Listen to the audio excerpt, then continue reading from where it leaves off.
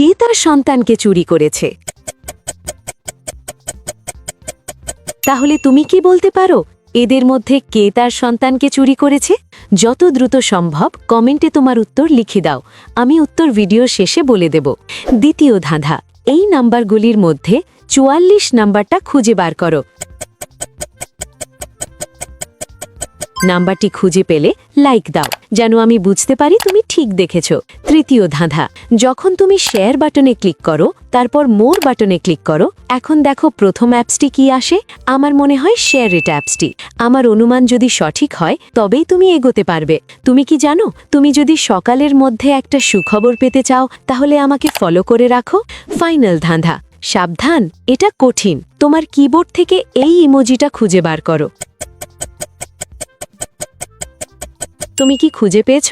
আচ্ছা, প্রথম জন নিরীহ দেখালেও তার জামার ভেতরে একটি নকল হাত লুকোনো আছে, সেই তার সন্তানকে চুরি করেছে।